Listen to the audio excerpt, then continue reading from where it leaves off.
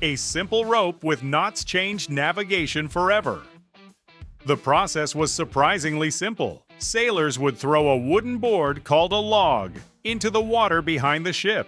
Attached to it was a rope marked with evenly spaced knots. As the ship moved forward, the rope unrolled while a sailor timed 28 seconds using a sand glass. The crew then counted how many knots passed through their hands before the time expired.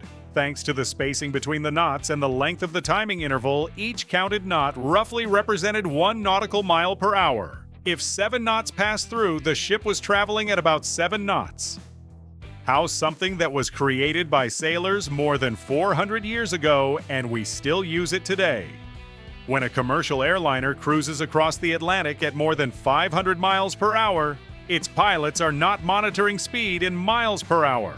Instead, they use knots. Miles per hour and kilometers per hour are familiar, easy to understand, and widely used across modern society.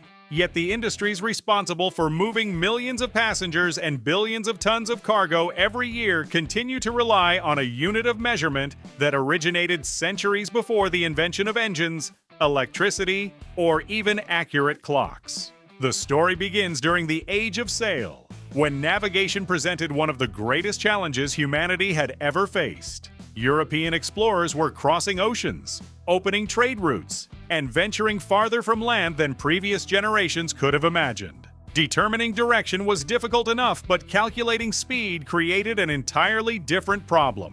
A ship captain needed to know not only where the vessel was pointing, but also how far it had traveled. Without that information, estimating a position in the middle of the ocean became little more than educated guesswork.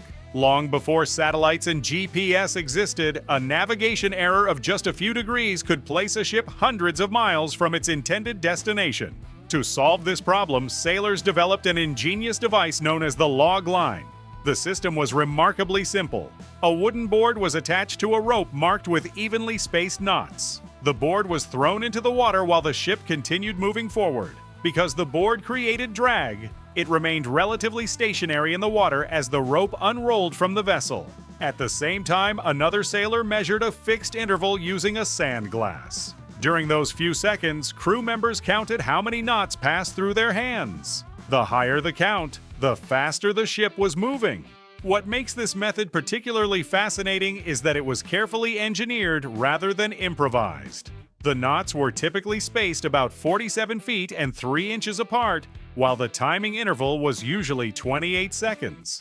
Those measurements were chosen because they created a direct relationship between the counted knots and nautical miles traveled per hour.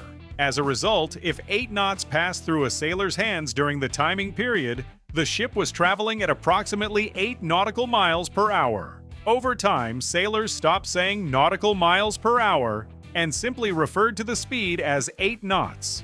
The terminology survived because it worked. Even after navigation technology improved dramatically, the unit itself remained useful. To understand why, it helps to examine the nautical mile, which differs from the standard mile used on land. Because nautical miles are directly connected to latitude and longitude, navigators can calculate positions and distances more efficiently. The unit naturally aligns with maps, charts, and global coordinates. For anyone traveling across oceans or continents, that relationship simplifies navigation in ways that ordinary miles cannot. This practical advantage explains why the knot survived long after the original rope and board system became obsolete. By the 19th century, steamships began replacing sailing vessels, and new instruments appeared that could measure speed mechanically. Devices known as patent logs used rotating components dragged behind ships to estimate velocity more accurately than traditional log lines. Later generations of instruments became even more sophisticated. Modern aircraft travel through the air rather than water, but pilots still navigate using geographic coordinates and nautical charts. Because aviation shares many navigational principles with maritime travel, the knot became the natural choice for measuring airspeed as well. Today, an airliner's cruising speed might be reported as 460 knots, while a large cargo ship may travel at 20 knots. The numbers are different, but the underlying concept remains connected to a system developed centuries ago by sailors attempting to solve a practical problem with the tools available to them. Perhaps the most remarkable aspect of the knot is not its accuracy or its usefulness, but its longevity. Very few technologies survive for hundreds of years without becoming obsolete. Even fewer remain part of everyday operations in highly advanced industries.